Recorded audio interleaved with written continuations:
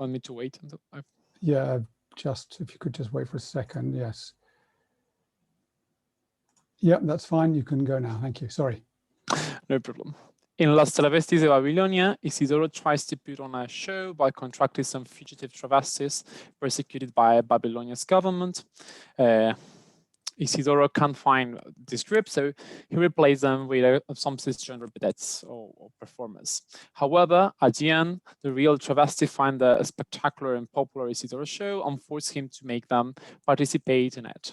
A situation that creates tensions between what is defined as real and fake womanhood. During the 60s, articles, interviews, and photographs about travestis and transsexuals flooded the press. Travestis artists, men that dressed as women just for a show, and travestis, a non-binary female identity, became popular characters of the media. The comic expresses a part of two processes central for the making of this travesti culture. The open competition for realness, first related to natural female features and then to medical interventions. And also Babylonia was used as a reference to Brazilian shows that pointed out the role of the global circulation of artists and articles in the making of this local culture. I want to argue in this chapter that the global circulation of theater performance, local shows, plus articles, photographs, costumes, and books participated in the renovation of travestis' body and identity culture. The making of this rich culture is a platform of hybridization with which body knowledge and technologies articulated new meanings of the making of gender experience and the progressive elaboration of a more stable identity. The flow of this material, but also people, made visible multiple technologies of intimacy and is to here as administration of expressions related to gender, sexuality, class, and body, conventions that mediated space of negotiation of this stigmatized identity, made available the possibility of becoming, of embodying this identity. Hybridization and circulation helps to shed light over a particular experience of a community that migrated by connecting multiple spaces like Buenos Aires, Rio de Janeiro, or the Andean zone of Argentina and north of South America. Even if I will focus on the material cultural flow, travestis mobilities overlap multiple dimensions such as translation of knowledge and popular medical practices, as for example, the use of industrial silicone breast production that came from Brazil in the 80s and 90s, migration to get gender affirmation treatments forbidden in Argentina to countries such as Chile, United States of America, or the circulation of art, the circulation of this kind of articles related with travestism, and sometimes the exile to avoid a constant state repression that was crucial at that moment. So the circulation here shows that the process was not a fluid, what it shows is like there was not a fluid relation of the global north in the making of this identities. So to set light on how this connection between different spaces could set light of this as this cultural process. The 60s and the 70s were a turning point in multiple trans narratives. Now, it's just the historiographical point is about. It was a movement in which they defined a more stable identity, usually related with travestis, in which they got they distinguished from homosexuals. I will reconstruct in this context, two simultaneous processes. First, the global making of Argentine travesti popular culture, and second, the struggle for ser reales between common travestis and artistic travestis. Going beyond a perspective focuses mainly on identity, he will argue that the hybridization of local and global circulation of meanings participate in the creation of a rich active culture in which some travestis find an opportunity to create and recreate models of womanhood and define their common experiences. Bodily practices as the progressive use of ornaments, cotton, rubber, silicones, and surgeries converted with the new embodiment meanings. Likewise, they provide new chances of negotiation with a wider public or wider audience about how it should be written. The topic of this presentation is the core of the third chapter of my new book project, which aims to analyze the making of sex change in Argentina during the 20th century. This book refers to sex change as a category of historical analysis that and considers it as multiple layers, like the discourses and the material experience related with changing of sex. A body one's own studies, that will be maybe the title of the book, or I want it to be, studies the making of trans bodies in Argentina during the 20th century, the technologies, the policy making, and the everyday body making, from the codification of the modern notion of sex at the end of the 19th century until the passing of the gender identity law in 2012, which requires the state agencies to recognize self-perceived gender and forces private and public health systems to provide free access to gender affirmation treatments. Well, every existences. In 1967, a famous Brazilian travesti variety show landed in Buenos Aires. Les Girls was a glamorous new travestis theatrical performance from Rio de Janeiro, founded in 1964 by 7 travestis as the famous Divine Valeria and Rogeria. The group quickly became a hit and attracted a huge audience from middle and high classes. The presence of those girls in Buenos Aires was a total scandal. The press got excited with the famous travesti show. Those girls were something new that promised to refresh the popular theatrical variety genre in Argentina. Even if the city have shows of transformistas since the beginning of the century that were more related to gender impersonation, popular in the lower class cabarets and some theaters, it seems impossible to perform this kind of shows in the context of the authoritarian moral control deployed in the 60s by the government. There were difficult times for the expression of sexual dissidence. Even if public morality politics have been a continuity in Argentina beyond military and civil government since the 30s, the dictatorship of Juan Carlos Onganía that took out the elected president Arturo Illia paid a particular attention to morality campaigns, as they call it, and censor this kind of activities. This girl waited 4 years to present themselves in Buenos Aires finally in 1971. A famous journalist organized the first time they came, a private party to enjoy the tropical fun. The pictures of one of the semi-clandestine performances, I know that I didn't show, but it's in the text I shared with you. A performance shows an uncomfortable audience. Some of them are laughing or trying to avoid the camera, but also they're focused on that mixture of tropical music, fantastic costumes, and dances. For many of them, maybe it was the first time they interacted somehow with a travesti body or a naked travesti body. It's difficult to imagine how they could react to the exposure of such bodies. Now, in one of the pictures you show in the breast,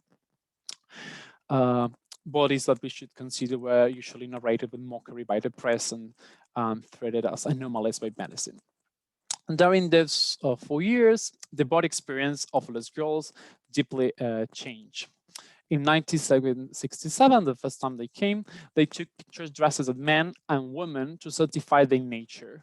In one of these photos, Valeria, that is one of the main characters, is holding a poster announcing her own performance, highlighting the contrast between her male and female figure. The show seemed to depend more on the large wigs and the outrageous costumes with which they materialize the female performances than on her own bodies.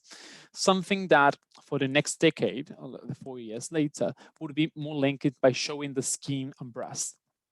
They defined themselves as, in 1967, as men in daily life and women in the scenario, as other travestis artistas starting to distinguish also in that time in Argentina. Nevertheless, in 4 years, they reached the new administration of the female realness. They talk in interviews about how they define the silhouette, their hips and breasts. The image of 1971, that I thought it was in the right, but that is not, is here. And the other picture that I didn't post is she's showing the breast, and she explains that she produces that breast by using hormones, and is showing them as a sign of realness, as an expression of the power of the technological transformation of the body. They did not shout at the impression of the marvelous power of hormones or even wax to correct as they say, or to impulse the female nature to define it more clearly. That breasts were also a revelation for the local sexual dissonances. For example, declare Evelyn, who will become the most beautiful Argentine travesti in the press, that she was totally impressed for this presentation and thought it was a turning point in her life. This girl also expressed a global making of travestis culture in Argentina on a double level. First, its name showed this mixture of artistic traditions, less in a plural non-gender and French article, and girls highlighted the American influence of cross-dressing performances in Argentina. Until the making of travesti as a cultural political identity. The concept was used to define the artistic French practice that circulated in the beginning of the century and also was a medical concept in the 40s. The press translated the les girls as los travestis, as a strategy to point out that the male biology, using the los masculino with travestis as was usually associated with female characters. Even in this use of the Spanish masculine article were used to stigmatize and scoff about girls that are really men, it also was a metaphor of the great existence of travestis' body that started to be narrated in the press. No, the paradox of having breasts but also having a male what's considered a male genitalia. And the fact that a lot of them declared that they didn't want it, or they were not seeking a corrective surgery to become women. They wanted to exist in this what they consider a gray area. Secondly, the global mobility of the girls members points out the role of circulation, of global circulation in the ensemble of travestis popular culture. For example, Rogeria, the main character of the group, the leader, traveled to perform in Luanda, Barcelona, and finally Paris, where she got a close relationship with the famous transsexual singer and actress Cochinelle, who would also deeply influence Argentine travestis culture. After shining in Europe, Rogeria returned to Brazil as an international star and became the first travesti actress in a national soap opera in primetime TV. Moreover, Brazilian's exuberant representation of female beauty thought through carnival culture also dialogue with the racialization of Argentine erotic desire. Journalist photographs celebrated the ethnic diversity of the dancers with they exacted the national imaginary of Brazilian sexuality, along with the girls with blonde wings and with blonde and brunette wings that matched with the flexible representation of La Morocha Argentina. Journalists notices the presence of other figures such as Akiko, who perform as sexy geisha, Fremont, along with the description of the characters of, for example, as baianas, typically represented with colored dresses and uses of crowns of fruits, usually related in the press with Afro-Brazilian cultures. The press also covered the participation of Black travestis. Built over the national storytelling of this alleged Afro-Argentine disappeared during the 19th century, Black travestis dancers were usually described as exotics by Argentine press. However, following a long tradition of blackness whitening in the country, the use of a racialized Argentine language to translate these characters for the local audience, while using a paradoxical concept that moved between negros sometimes to define them, but also some other times like morochas in general, that in Argentine language is more related, is less clear. They describe these princes as morenas or as morochas when they were talking positively about this presence, and when they want to mock them, they usually use the term el negro to mark how they were really black men dressed as women and not as the other one, usually in contrast with the blonde and the brunettes, the way usually describe it in female terms. Moreover, the circulation of audiences also transformed travestis culture. Brazilia's newspaper highlighted the massive presence of Argentine tourists in travesti shows in Rio de Janeiro, a public that was searching for shows for viewing in Argentina. Brazil usually was imagined as a liberal sexual country in contrast with Argentine repressive environment. Homosexuals from Buenos Aires migrated to avoid the police and social control to this country that seems to have more space for this expression of sexuality, as for example, Nestor Prolonga, who was one of the major leaders of the homosexual movements. In the next decade, Brazil will become a space of technological transference among travestis, especially as I explained the uses of liquids auto-injection or liquid silicones that was developed first in Salvador de Bahia and then was imported to Argentina. While the connections and circulation between Argentina and Brazil deeply transformed travestis experience, the relationship with France also was crucial. The international projection of the superstar like Cochinelle became a reference for the travestis and transsexuals. In 1958, she became one of the most famous women to conclude a vaginoplasty. She was an actress, vedette, and a singer, and reached an important career in Argentina. She participated in the films Los Viciosos in 1962 of Enrique Carreras and Días de Viejo Color of Pedro Olea, also worked in the National Theatre in variety shows. And in 1982, she became a host in the national TV broadcast. Cochinelle beauty captivated the Argentine audience. She transformed the languages about sex change and made public the notion of transsexuality. Cochinelle's success mobilized the idea that transsexual women could be real, sexy, and beautiful actresses.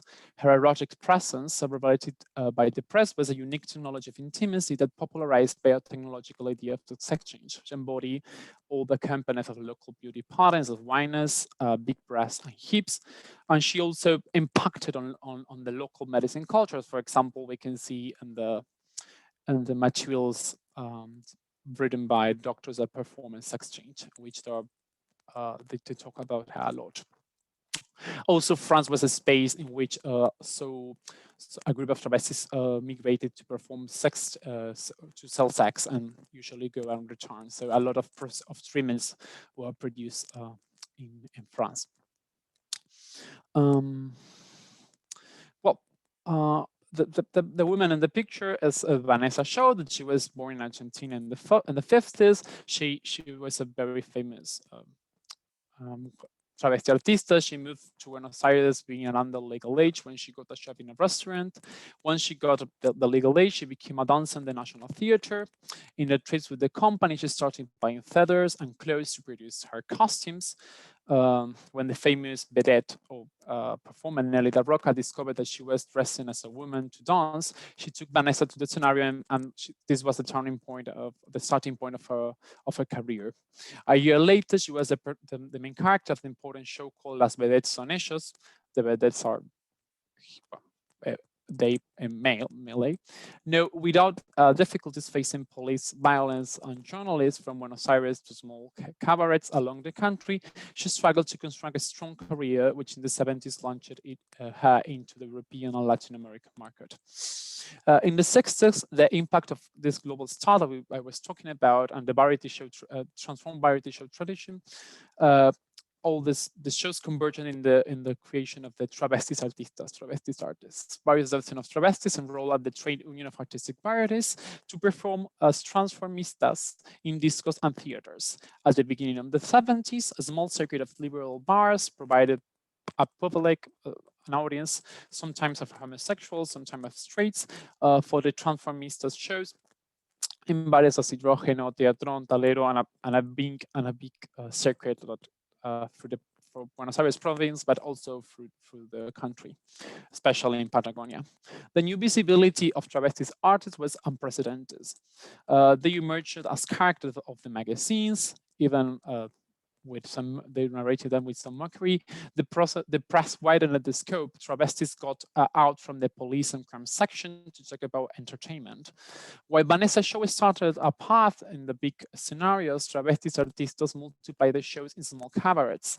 Artistic travestis created a profession entitled vedette men, that work as an economic opportunity and even a space of freedom in such a repressive society.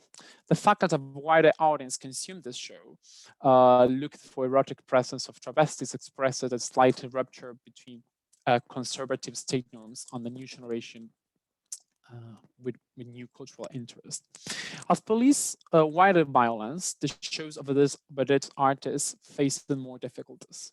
Vanessa Shaw brought in her memories recurring problems with police officers, but highlighted that for her female realness, they were usually permissive. However, every time she appeared in the newspaper, some police officers were sent to the theater doors to stop her. And travestis' everyday life, I'm saying common travestis was not so fortunate as Vanessa showed. Those who use the street to sell sex or just for going out for a grocery with a dress could mean to be stopped by police officer and be taken to the jail for a lot of days. Among violence, travestis artistas were related to making beauty. Reaching female realness was a way to achieve a corporal capital or to viralize themselves. Indeed, travestis participated in the female culture by adopting, contesting, of giving their own interpretation of female models, moving their notion of femininity in a competition to acquire the more real performances in their shows and lives. In this sense, the vivid experience of travestism included articulation of models of femininity and their interpretation. The production of the body, participating in the rectification of these models, usually associated with some characters, as for example, Nelia Roca, Susana Brunetti, who was very tall and blonde, Nelida Lobato, Isabel Sally, who was a very famous cinema superstar, Susana Jimenez, as well as the Mexican Maria Felix or Moria Kazan, who some years ago said she was the first travesti of Argentina, for example, Moria Kazan. The pictures of Vanessa shows for her memories are eloquent of the beauty logic of travestis, especially travestis artists. The big breasts and hips, the dresses that respect to the logic of the variety genre, and the sexy pose in the photograph, all of them participate in the codification of this model of female beauty. Moreover, in some photos, Vanessa's added legend to exalt the powerful concept of nature to define herself. As Malva, that was a Chilean travesti that crossed the borders in the 40s, and Vanessa highlighted in their memories, nature was, la naturaleza, or nature, was valued as a component that made some of them more real than others.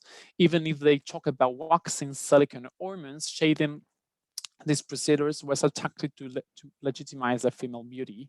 Indeed, it was a mark to create a distinction with all the kind of travestism. Especially this daily one that was mocked by the press. During the 60s and the 70s, the idea of the natural body emerged as a distinction between artists and travestis, cross-dressed homosexuals, and the other related with the press by the press to prostitution and poverty. Naturaleza defined beauty, and in the beginning also blocked the idea of sex change. Somehow it was like blocking this idea of changing sex. Being natural was a matter of honor. It was in the heart of self-gender perception, and changing from men that defined as travestis to travestis that defined as female, themselves as female. In the first interviews, for example, the Vanessa show defining herself as a man. She denied using ornament, is all nature, is mine, and added, I am a man, and in the scenarios, I am a woman. I try to do my best. Evelyn, who was defined as the most beautiful travesti of Buenos Aires, said in an interview that she was a man and did not want to be confused with other generates. She stated, a travesti is someone that uses clothes from the opposite sex, but this word is changing. It's the fault of some little boys that use it to show the defects.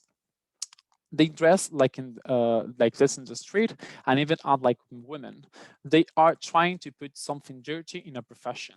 I'm not interested in being a woman in my relationship. In my life, I dress how I am. Jorge Maria Perez. Anna, that also was a famous travesti from this kind of spectacles. She was from Chaco. She says, I do not want to use ornaments, and clarified that her show was elegant. It is not a striptease. The interesting thing of this declaration is that a lot of these travestis artistas some years later will define themselves as women or as a female. Migration and global circulation, democratic of social circuits in Europe, played a role in the transformation of identification. As these girls, several travestis traveled to Brazil, Chile, Paraguay, Uruguay, and France. It will be a start point of a wider process in which travestis and transsexuals travel to get medical treatments in order to decide to excite themselves to avoid violence. This travel connects them with new narratives about body transformation and push a new identity definition as travestis, transsexual, or then mujer operada, no? Mujer that. I want to show that.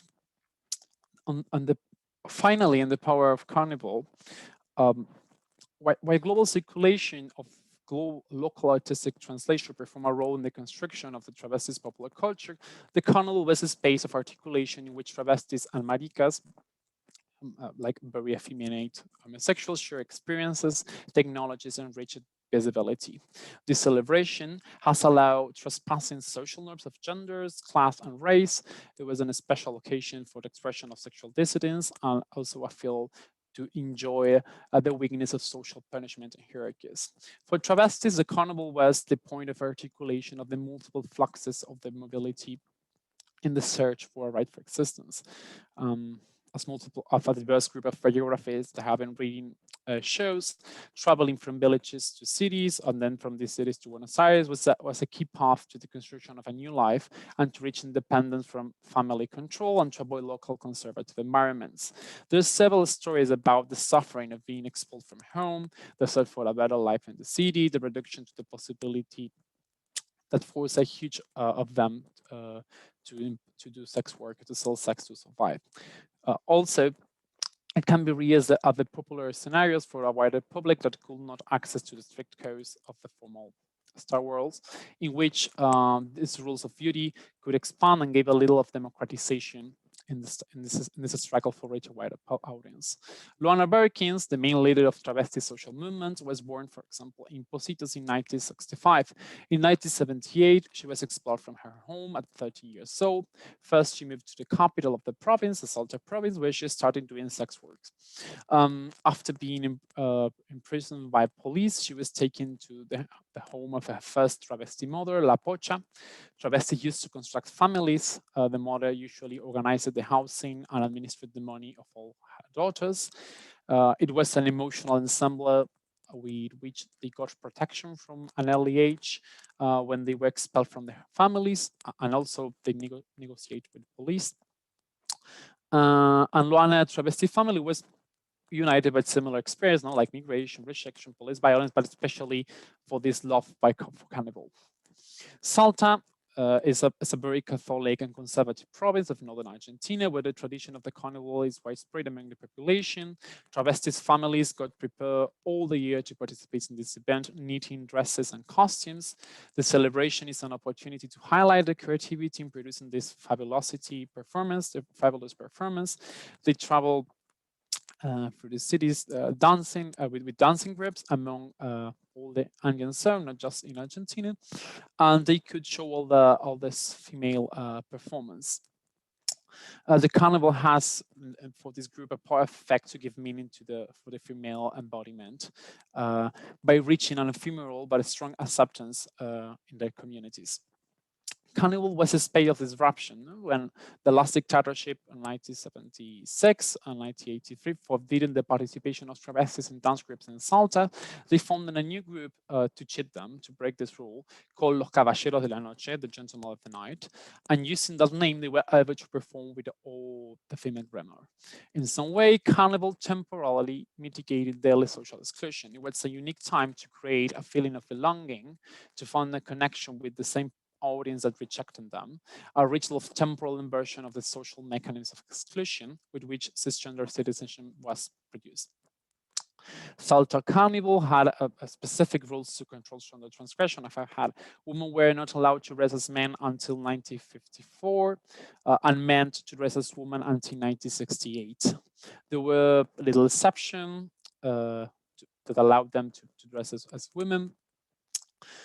These restrictions usually were very criticized by the audience and usually were not respected, as some local historians have shown.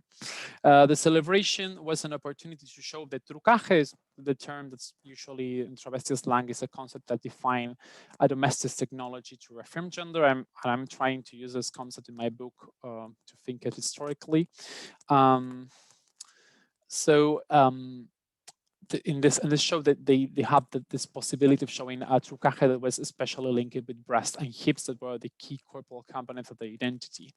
Not all of them expected or were looking for gender surgery as transsexuals that also were very common in the 70s and 70s. But the breast acted at the core of the female identification. For example, Vieja Vanessa, that was when a travesti that brought some memories, described that they usually use technology full 72 hours. There was a self-injection of vegetal oil that usually lasted for 72 hours, and then they have to cut the skin to take it out. And there were a lot of precedents of the history of breast materialization that will lead to the use of self-injected silicone that was not able for human beings. No? And this is a long story of Argentina about the self-production of breasts, especially in the 80s and the 90s. This photograph you are seeing is from the 80s. I chose it because it, for me, overflows of joy. No, it was taken in one of the multiple visits that Luana Berkins did to Salta to participate in the carnival. Luana Berkins is the one that is showing the breast, and the picture is, I think, is a good example of how this carnival mixed different cultures. But what is interesting to me is that the pose of Luana Berkins and the fact that she's showing the breast is because it was the first time she had breasts, and she was showing to the friends and sharing with them because there is a big myth about she was the first travesti to have their own breast making. And this was was considered for the local community of travestis a turning point, and a lot of them began to continue their path of how to reach this technology of breast materialization. To finish, I just want to highlight how this work in general, but especially this chapter, I'm trying to replace to highlight the place of the bodies in the making of identity cultures. Thinking them or try to think in them beyond strict identities. I'm interested in how travestis participate in the shaping of a diverse and rich medium in which bodily experiences were crossed by changing and refreshing narratives about how I understand these technologies and these changing of narratives were fundamental in the making of their own bodies. While identification about travestism and transsexuality changed with the emergence of new narratives about and biotechnologies, these histories and images of successful travestis also acted as technologies of intimacy that allow them to or push them to perform this body modifications. So thanks. Thank you very much for that. That was very interesting. If people want to ask a question, can they please try and raise their hand in the chat? Or you can wave at me across the screen, but I might not see you. Okay, so I'll start things off. I was very interested in the way that these trans people intersect. So there's the trans experience, the trans image intersects quite strongly with racialization and with the kind of the browner end of the racial spectrum. And I guess you can explain some of that as you did, in terms of the kind of exoticization of brownness and blackness and so forth. But I wonder if there's something else going on there that privileges that particular way in which racialization and sexualization and gender identity kind of work together in that specific way. Something to do with kind of low status, with things that are seen as abnormal or sort of beyond the pale of middle class, bourgeois society in some way, if there's something around that.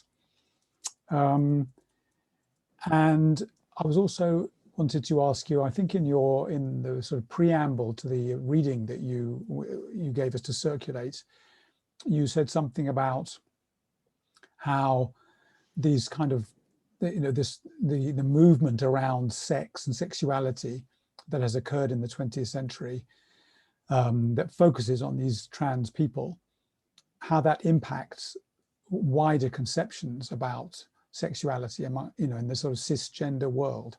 And I wonder if you could tell us, say something a bit more about that, if you would. Thank you. You prefer me to answer and then other questions? Yeah, sure. Yeah, give people. Well, the thing of racialization is something I'm trying to think. Really, I haven't solved it. I think that in Argentina we are not trained to that, and especially I think that there's a mechanism of like there is a a huge complicity in general with not thinking that, and or a lot of scholars repeat us that we don't have to talk about this, or that is not important. So really, I'm really struggling, but I'm with it. I'm trying to find the tools, the specific tools to think about it. Especially because it's clearly when you read, for example, I'm trying also to endorse a lot of the own travesti theory they have produced, and how I'm trying to think how to apply it to historical thinking.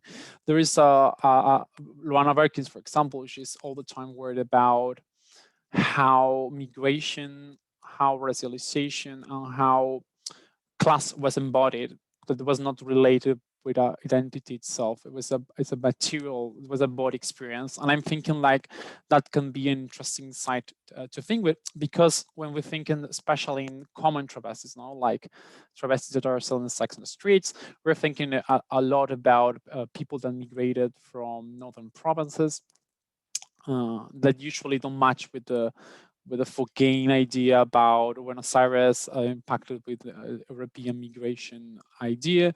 And also, I think this disruption in the public, this appearance of they're in the Panamericana, that's the common road, and the press, and this sexualization of the bodies, and this interest that this along these clients that are looking them also has to be with this with this sexualization of the bodies. I'm trying to think how to work that, to be honest. I know there's something there, but I haven't found the role about it. Yeah, yes. Then also I see, especially in this chapter, I'm trying to think how this global impact is being translated by the press, and also how it's being translated by local movements. For example, if we think of a topic that also occurs trans people, that the crisis of the AIDS in Argentina, it was, I'm just writing about it, it's hugely racialized. So related with Africa, is there's a lot of metaphors about this is a disease bringing by travestis and homosexuals because they want to have sex with black men, and they are bringing this as it is attacking our nation, and this is a menace. But when the movement translated it, the race is totally race.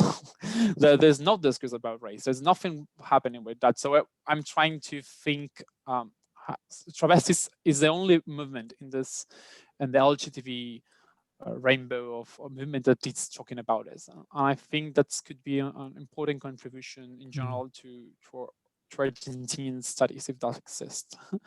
Then a huge part of my book project is based on this idea that trans experience and trans people experimentation deeply changed the idea of sex in Argentina. It was in the core of the making of sex as idea in Argentina, because the idea of sex is made by contrast. No, it's made by what is not correct, what is an anomaly, and if there are several procedures at the beginning of the century relating with correcting intersexual bodies, but also with showing a lot of pictures about people crossing gender boundaries that are foundational of this idea of sex that is not always in concordance with transnational ideas of sex. For example, Argentinian doctors attached to a very conservative idea of sex almost until the 30s that was totally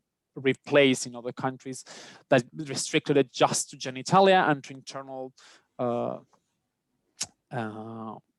internal organs. That was the term that the justice continued to use until almost the end of the century. And in fact, something very interesting about this is Argentina is one of the few countries in the world that have explicitly forbidden treatments to change sexual organs. Even in fact, implants, silicone implants were also for a time forbidden for cisgender people. So that's very interesting. Only I found cases like that in Italy and Sri Lanka, that they have this specific legislation.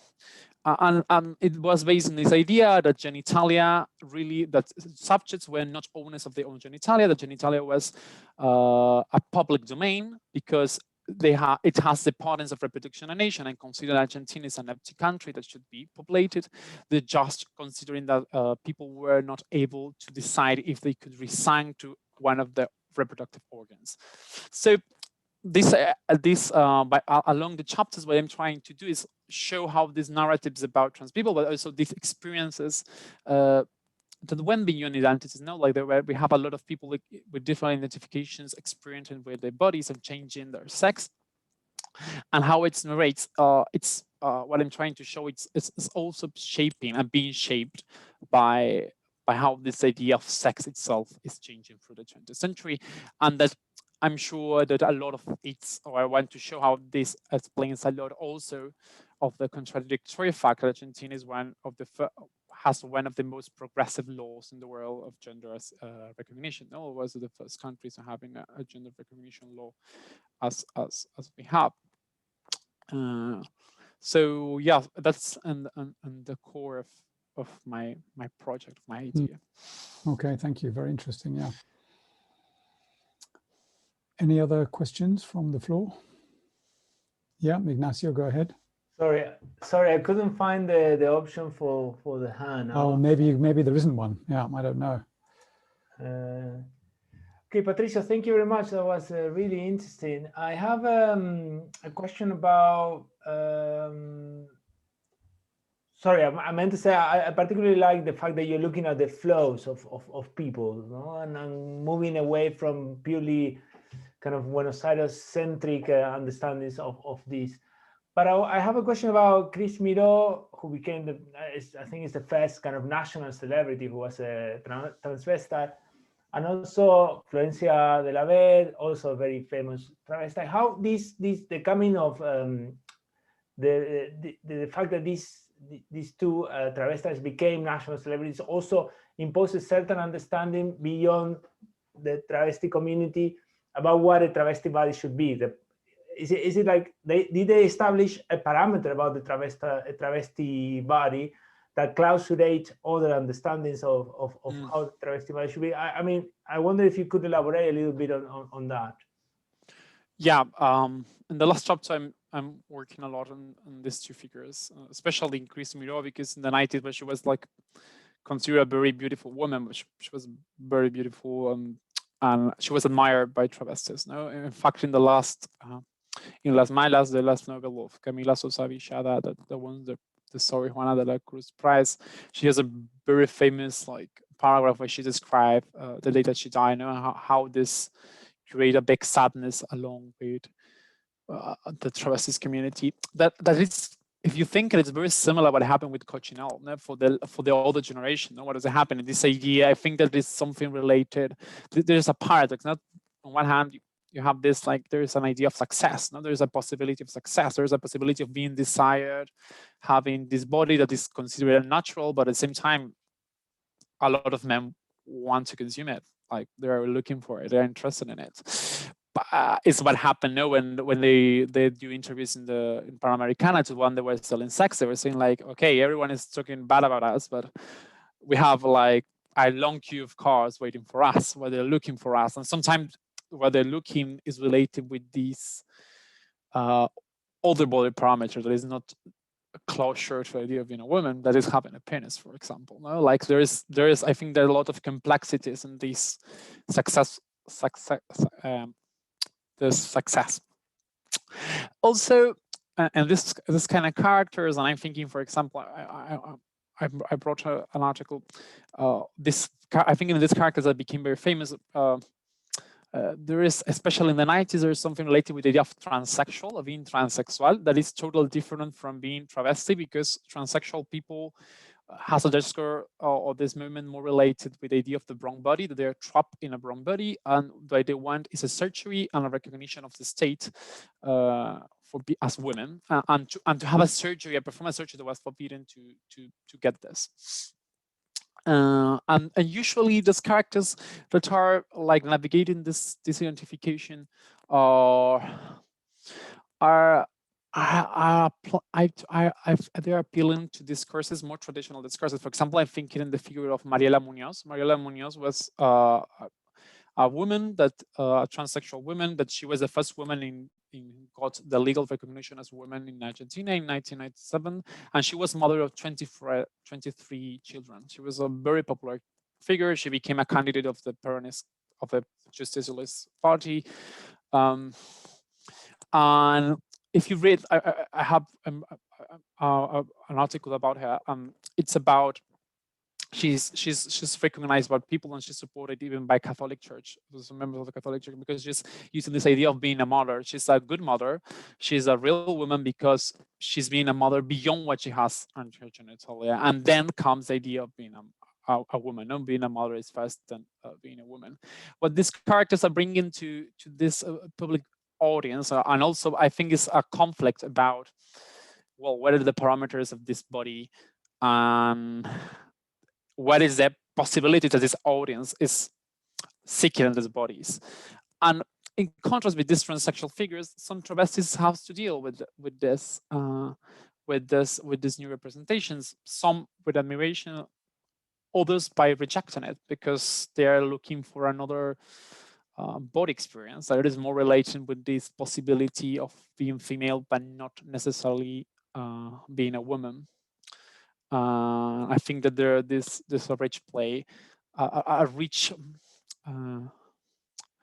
It's an interesting place also to rethink, to discuss also with the problematic universalization of trans narrative now, of the idea that there is a trans subject that is global, and the trans and all the trans is the same. You know, there's I think that Argentina has a lot to enrich that discussion, because there is this uncomfortable positioning with these figures.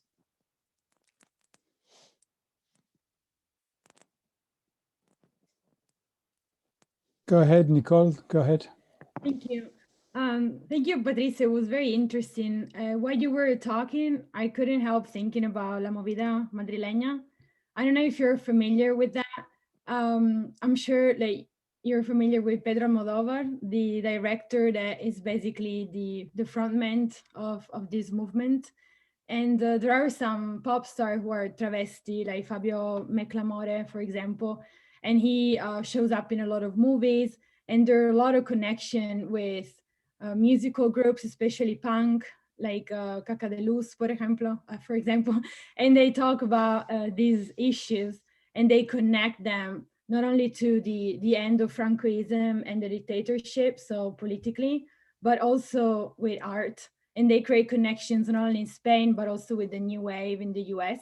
So my question is, I'm not familiar with any artistic or musical movement in Argentina related to the travesti movement. And I was wondering if you are familiar with that, if there is a movement like that impressive, like La Movida Madrileña, that can be related to the reality of Argentina. I'm thinking. I don't know. I know that a lot of them went to Spain, but in the memories they have, in contrast what I thought, they say that it was so repressive that they couldn't stay. Even like non-Spanish performers usually just leave because they can't perform there, so they usually move to France. For example, Rogeria went first to Spain, and it was surprising because all this narrative about the destape they usually impact in Argentina is related with this idea. But well, it seems something that didn't work in that market for them, and they usually decided to go to France. Also because Cochinelle was doing like a lot of connections there. Like a lot of described this, like she personally say, no, you have to go to Paris, I have a job for you. And it also happened the same with Vanessa Shaw, that goes to Italy and then to France. I also have this question, because why, if there is a Spanish speaker market in Europe, like they're going, I don't know, but I'm sure there's something. But I don't know if maybe Ignacio knows, but I have no idea of a musical movement related to it. I can imagine some songs to talk about them, but they're usually cisgender singers that I think in Man Ray, for example, Sonal Juarez in the 90s was very famous. The song like talks about a travesti, but is not related with travesti movement, it's not related with the travesti performers. So Yeah, but like you music was more, I think, related with this, like the show, like the dancing, you know, like doing lip sync, you know, but it was in a small scale. Not they didn't become famous. And I think for that was impossible because the censorship will never allow it. In fact, for example, in a chapter I say there was this famous film called Mi novia Cel, in which they try to contract Evelyn, that is this travesti, and the government forbidden it, so they have to replace it with Susana Jimenez. So I'm thinking, like, even if they tried, it was totally impossible. There was not market, no legal possibility of expanding this kind of show, you know. Like, but yes, the comparison is interesting. Sure, they were impacted by it somehow because Yeah, and Argentina was interesting to important. think that there was a migration impulsed by this kind of movement. So in order to express yourself, you were pushed to migrate. And it's interesting that they would not migrate to another speaking country, like you said, maybe closer in terms of at least linguistic elements. And they will go to, I understand why France, but it's interesting that Spain was not an option since in that epoch, at least in the 70s, 80s, after the death of Franco in 75, it was actually more welcoming in this sense. It's interesting. It's something I to don't know, yeah, but I remember the explicit say it. I don't know why they don't have like success. Then some of them, more in the 80s, 90s, go to Spain, because also Spain was very easy to get sex change surgeries. No, because it was related with this law that if you got a sex surgery, you can get a new DNA identity card. So some of them tried that. Some of them never came back. There is a very famous one that is called Lupe, that she moved in the 80s to Spain, and then she lives there. Still, she lives there. So I want to interview her, but maybe she will tell me more about this.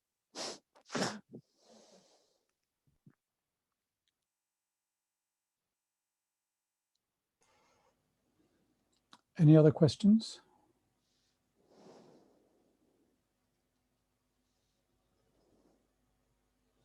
I was just thinking, I worked on a project quite a long time ago now about assisted reproduction, which looked at various different countries in Europe.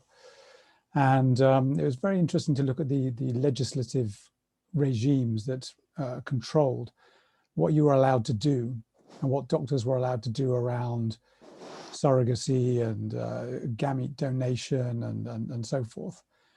And you know, it was quite difficult to sort of see, because places like Italy at that time, anyway, were extremely lax. I mean, they have this, you know, this, you would expect a very Catholic country to be very controlling of that kind of thing. You could do almost anything you wanted in Italy, and there were certain, you know, doctors who were very famous there for being able to do virtually anything you wanted. You know, if you were 60 years old, you could go to this doctor as a woman and have assisted reproductive, you know, techniques done and so on. Whereas in places like Norway, you know, there was much more sort of public debate about the fine points of the law and so on. So I was just, this is, you know, sort of a rather random question, but I wondered if you had a kind of sense of what shapes the way in which different countries apply different kinds of legislative regimes around sex change surgery and so forth, or just controlling people's behavior around these kind of this trans area. You know, what shapes the way that whether a regime is lax or tough in that respect? Yeah, I don't know all the countries, but what I can say about this is that some countries there was a legal vacuum. So some doctors, because it was a very profitable business. For example, in Chile, a lot of people just travel there, and I think it was $10,000 you can get a sex change surgery, and then you can pay for a lawyer to have a new identity card. The problem was then when they come back to Argentina, the identity card was valid, so the state rejected. And since the 70s, I'm following a lot of trial records of people that did that or went to the United States. In fact, there were a lot of Argentinian doctors that migrated to the United States because they couldn't perform sex surgeries in Argentina because it was totally forbidden. In fact, some doctors, a famous doctor was called Facio, in 1965 went to jail for 3 years for performing a surgery. This very restrictive legislation is few countries that even the church are, when they do the jurisprudence, they're paying attention to this, to the debates surrounding it. And usually is related with this idea of reproduction, that genitalia is a public domain. Like I think that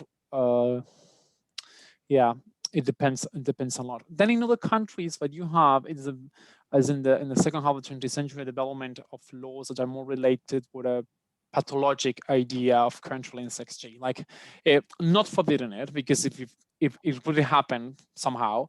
So what they try to do is gives them the opportunity to pursue a sex change surgery, but they only can change the identity card if they accept performing a genitalia resignant gender affirmation surgery. That for a lot of them was a problem, no? Because a lot of them they weren't sick, and also because it's a surgery that demands a lot, no? Like physical, emotionally, and also was not expectation. No, but this legislation, especially in France, is I think this is more concerned of the idea of regulating this experience. But I don't have a general idea of comparison of legislation. Maybe but I have been reading. Okay, all right, thank you. James, you've got your hand up. Yeah, I do, sorry. Thanks very much. I was sort of intrigued by the comic that you showed right at the beginning. That's a strip, and I was I'm afraid I was doing something else at the same time, so I don't know if you sort of expanded on this, but was this a kind of recurring strip, or is this, I mean, how much of that was there?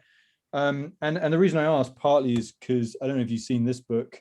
This is a sort of collection of Latin American trans comics. It's obviously contemporary, so it kind of doesn't connect in directly to what you're working I was on. like, what is that? I don't know if you know of any other examples where this is kind of addressed in these kind of comics, or how extensive this was, or was this just kind of an isolated frame? Well, no, the thing is changing sex, like a popular topic. I'm surprised how present is in popular media. I mean, Argentina since the beginning of the 20th century, because mujeres barbudas, now breaded women, a lot of comics about that. There is like photographs about them, the Albanian women that are like fathers and mothers at the time, hermaphrodite. There's a lot of discourse, usually mockery, like this kind of comics. What they usually seek is to make a joke about this situation, isn't like. And I think that in the 60s and 70s, with this disruption of the idea of sex change surgery, this topic started to appear more repetitive in not necessarily in comics like a genre. Yes, in the press, and yes, comics in the press, published in the frames published in the press, but not. I don't think it wasn't so popular in comics books. I know, like this kind, they were very popular at the time. No, like I feel like. Isidoro, well, that was very, very famous, and I can't now remember the names of the others, but it was a very consumed publication. This issue, it's all about it. Like, is the only one I found that is totally about it. It's very long. It's like, these books are not long, but they're long enough. And they touch us, and you see like this pairs relationship with all the news, because there are a lot of clearly signs to this topics now, like Babylonia, like how they represent travestis, now that they are men with wigs, and like they are mocking about it, and how some people believe that the travestis are this very beautiful women, cisgender women. but yes, it's not super present. I know this book. There was a collection edited by Rosario's government. But yeah, that's more contemporaneous. I'm not sure that was the topic of comics. Yeah. Go ahead, Ignacio. Patricio, this is not directly related to your presentation, but yeah, well, actually it is. You make a point about against the homogenization of the experiences of trans and travestis, right? And you clearly say, I'm going to use the word travesti, and it has a specific, resonates with specific experiences in Argentina, etc. Thinking, can we establish, or perhaps you can tell us, now you're in London, right? If the ways in which the experiences of travestis, well, I was thinking about the Fantastic Woman, the Chilean film, right? It's so controversial, but also the film version of Tengo Miedo Torero, the novel by Pedro Medebel, which also features a travesti, also extremely controversial because the actor is Alfredo Castro, right? I was thinking the views of these particular characters, fictional characters, in the global north, to put it somehow. How is it? Because I wonder if you're making a point against the homogenization of this experience based on certain discourses that you came across or something like that. Yeah. Or the geography. Yeah, there is a risk, no? Like, I think that, well, I think that the films, the two films you name, I think they don't trend to homogenize. Like, I don't feel they are like impacted necessarily by transnational. I think more the Fantastic Woman is more like in concurrence with the northern public expecting. I'm not very fan of the version of Tengo Miedo Torero. I was very disappointed, I have to say it. I don't like it at all. Well, I think that it was a bad idea doing that book in a film because I think that the power of the book is in the narration though. Like, I think that a lot of the gender is not, she's not a travesti, she's not a homosexual. Like in the book, she's not any of that. She's in between all that. And I think that's the problem what you want to represent it in film, because in the film you have to keep like a specific figure for that. And there's something that the book has that I think that the film can't do. Yeah, and I think in the global north there is a trend in general to apply the term trans to everything, and I think that's risky. Myself, historically, I'm dealing with that. Like, it's the same, no? When I go to the past, which term should I use to describe these people? Not in this time when they have like more clear labels, but what happened, for example, in working with people that in the 1910, they forged documents, they live 50 years as men, being born as a woman, and the press used the term mujer hombre, like, I have no idea how they call themselves, but I'm sure they were not trans. Like, so that's the reason why I'm trying to use this idea of sex change as a, like, as, well, I'm interested in all the people that cross this barrier. But I don't know if I can give them clearly names more than the names they used to use, like Raul, Rodolfo, and all that, because I think that's the complexity. And I think it's not an obsession of taxonomies of how to describe people. It's more that how this risk of creating a universal trans experience could shade all this complexity, this body complexity, and also all this knowledge production. But well, I think that transgender studies quietly is doing a lot in that direction. Like Cole, for example, has written interesting pieces about it. And yeah, but more in popular culture, I'm sure, I don't know how was the reception, but I'm sure the reception is about trans people. And I don't know if this idea of being travesti, of this idea, for example, this idea that Luana Berkins had of creating a common narrative for Latin American travestis, that also was problematic because she was trying to make a universalization of Argentina to all the other countries, not to Mexico, and she was saying them like, you are travestis, as you have to take this model. This is the identity, like the politic you have to follow. But well, I think it's the struggle of identity politics. No, the paradox, like when you are naming something, you are at the same time creating a paradox about annulating its complexity. It's like coming back to this fantastic book of John Scott about the rights of the men, the suffrage votes. No? Like, I feel that. I think of mushes in Mexico that suddenly were like trans, right? And they became this sort of a poster child or whatever of trans activism and in the global north. Yeah.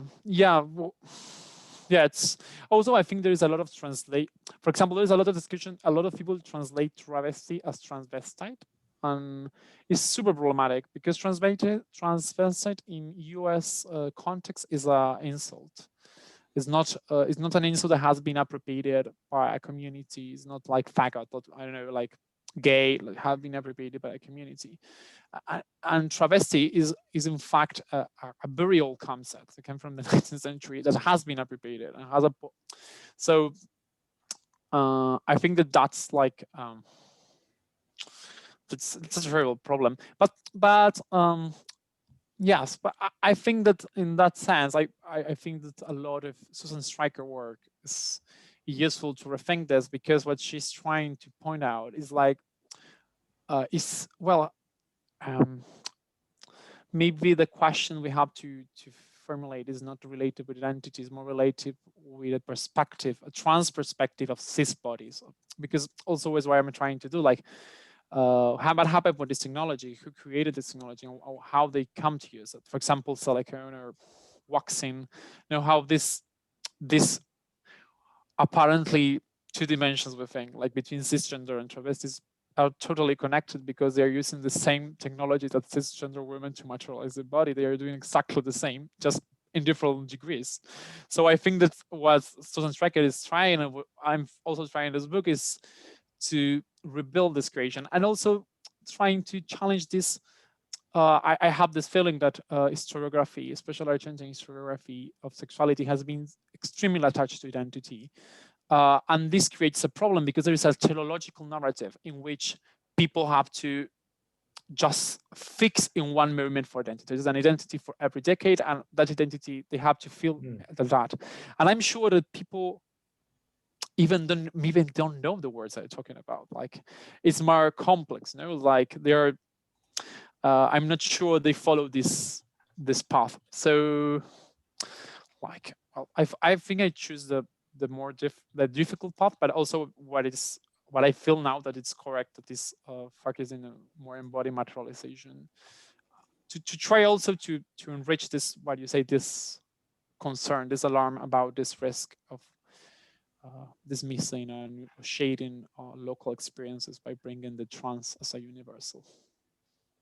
Sorry, I'm extending a little. Okay, any other questions or comments?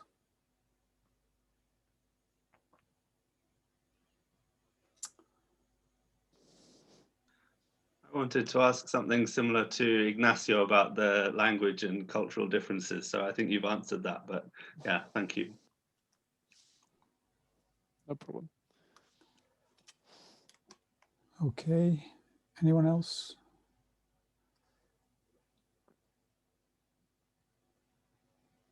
Okay, well, thank you, Patricio, very much. It's very interesting talk.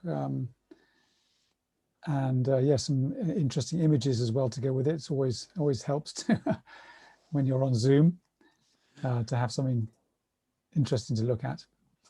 So thank you very much, and goodbye, everyone. I think our next event is, let's have a look, on the 10th of March, which is by Pablo Alabarces, called Post Populares, las culturas populares después de la hibridación.